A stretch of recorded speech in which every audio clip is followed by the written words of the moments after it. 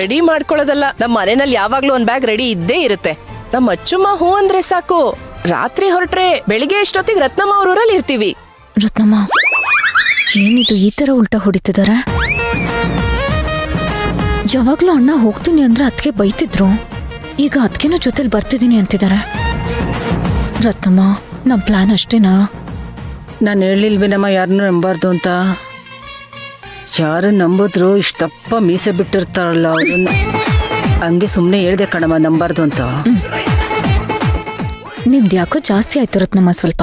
ರತ್ನಮ್ಮ, ನಾನೇನೋ ಹೇಳ್ತಿದ್ರೆ ನೀವು ಅಚ್ಚು, ಏನ್ ರತ್ನಮ್ಮ ಏನೋ ಪಿಸ್ಕೊಡ್ತವ್ರೆ? ಏನಂತೆ? ಓ, ನಾವೆಲ್ಲ ಹೋಗೋದ್ರಿಂದ ಆ ಊರ್ ದೇವ್ರಿಗೆ ಏನಾದ್ರು ಸೇವೆ ಗೀವೆ ಮಾಡಿಸ್ಬೇಕಾ? ಹಾಗೇನಾದ್ರೂ ಇದ್ರೆ ಕೇಳ್ಬಿಟ್ಟು ಹೇಳಮ್ಮ, ಮಾಡಿಸ್ಬಿಡೋಣ. ರತ್ನಮ್ಮವ್ರೆ, ಹಾಗೇನಾದ್ರೂ ಇದ್ರೆ ಹೇಳಿ. ತೇರ್ಬೇಕಾ? ಮಾಡಿಸ್ಕೊಟ್ರೆ ಆಯ್ತಪ್ಪ. ಇಲ್ಲ ಏನಾದ್ರೂ ಜಾತ್ರೆ ಖರ್ಚು ವಹಿಸ್ಕೋಬೇಕಾ? ಅದಿದ್ರು ಹೇಳಿ, ಧಾರಾಳವಾಗಿ ಮಾಡೋಣ. ಏನ್ ಸುಮತಿ? ಅಯ್ಯಯ್ಯೋ, ಅದೆಲ್ಲ ನಾನೇನು ಅನ್ಕೊಂಡಿಲ್ಲ ಸರ್. ಹೆಂಗ್ ಹೋಗೋದು ಏನು ಅಂತ ಯೋಚನೆ ಮಾಡ್ತಿದ್ವಿ. ನಮ್ಮ ಅಚ್ಚು ಅಮ್ಮ ಏನ್ ಕೇಳಿದ್ರು ನೀವು ಮಾಡಿಸ್ಕೊಟ್ಬಿಡ್ತೀರಂತ ನಂಗೆ ಗೊತ್ತು. ಆದ್ರೆ ಈಗಾಗ್ಲೇ ನಮ್ಮೂರಲ್ಲಿ ತೇರಿದೆ ವೀರಣ್ಣವ್ರೆ.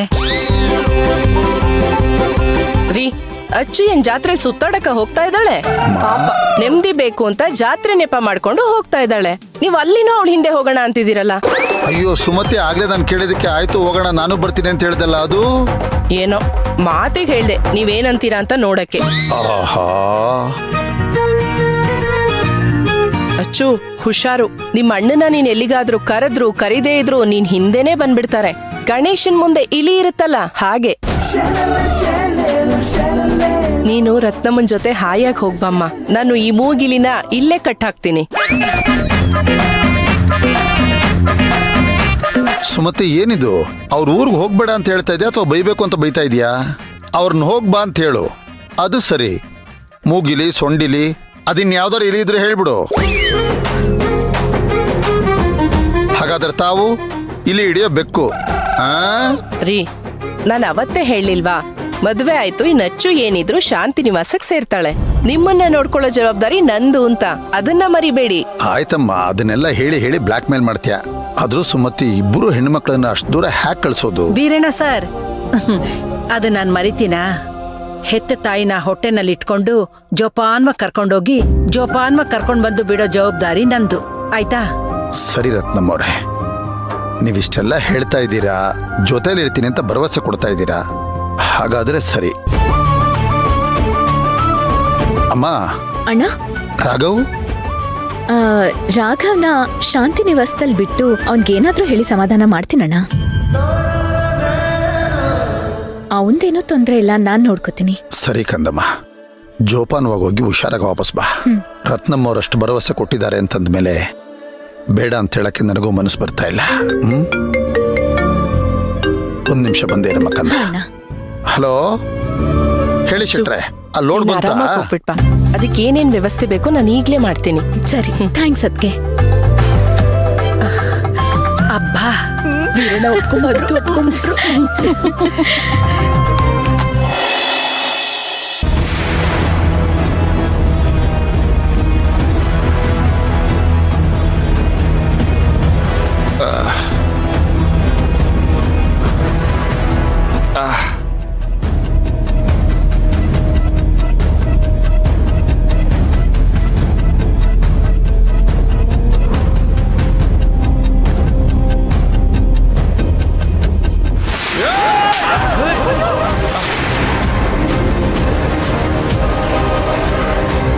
ಯಾರ ಬಗ್ಗೆ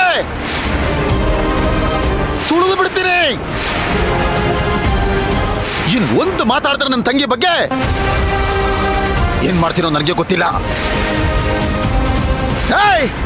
ನನ್ನ ತಂಗಿ ದೇವತೆ ಕಣ.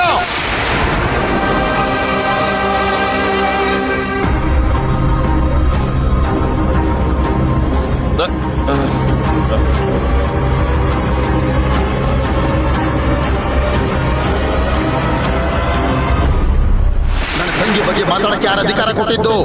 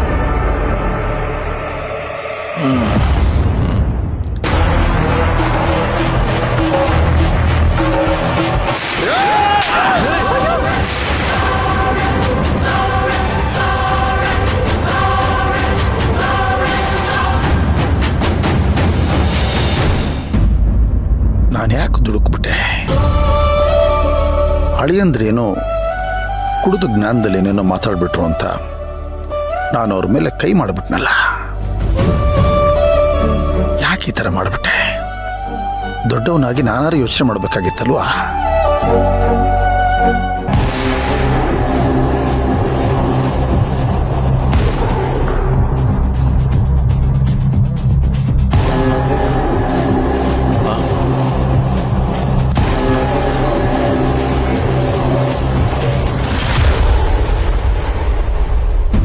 ರೀ ಏನು ಶಾಂತಿ ನಿವಾಸದಲ್ಲಾಗಿದ್ದು ನೆನೆಸ್ಕೊಂಡು ಇನ್ನು ಕೊರಗ್ತಾ ಇದ್ದೀರಾ? ಹೌದು ಸುಮತಿ, ಒಂದು ಕ್ಷಣ ನಾನೇ ಸುಮ್ಮನೆ ಇದ್ಬಿಡ್ಬೇಕಾಗಿತ್ತು. ಯಾಕ ಮನುಷ್ಯನ ಮೇಲೆ ಕೋಪ ಮಾಡ್ಕೊಂಡೆ ಅಂತ ಗೊತ್ತಾಗ್ಲಿಲ್ಲ. ಹೊಡೆದು ಬಿಟ್ನಾ ಒಂಥರ ಹಿಂಸೆ ಆಗ್ತಾ ಇದೆ. ನನಗೆ ಈ ಮಟ್ಟಕ್ಕೆ ಹಿಂಸೆ ಆಗ್ತಾ ಇದೆ ಅಂದ್ರೆ ಅವ್ರಿಗೆ ಎಷ್ಟು ಹಿಂಸೆ ಆಗ್ತಾ ಇರ್ಬೋದು. ಹಾಗಾಗಿ ಮನಸ್ಸಿಗೆ ಏನೋ ನೋವಾಗ್ತಾ ಇದೆ.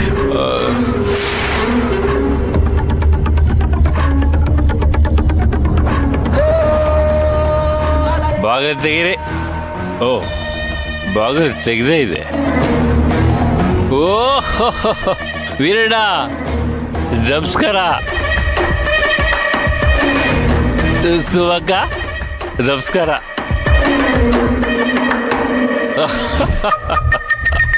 ನಮಸ್ಕಾರ. ಹಾಯ್ ವೀರಣ್ಣ, ಹೇಗಿದ್ದೀರಾ? ಸುವಕ್ಕ, ಚೆನ್ನಾಗಿದ್ದೀರಾ? ಓ, ನಿಮಗೂ ನಮಸ್ಕಾರ ಮೇಡಮ್. ಸುಶಾಂತ್, ಏನಿದು ಇಷ್ಟೊತ್ತಲ್ಲಿ? ಅದು ಈ ಅವತಾರದಲ್ಲಿ? ನಿಮ್ದು ಸ್ವಲ್ಪ ಜಾಸ್ತಿ ಆಯ್ತು ಸುಶಾಂತ್. ಅಯ್ಯಯ್ಯಪ್ಪ, ನಂದು ಜಾಸ್ತಿ ಆಯ್ತಾ? ಜಾಸ್ತಿ ಆಗಿರೋದು ನೀವು 3 ಜನದ್ದು.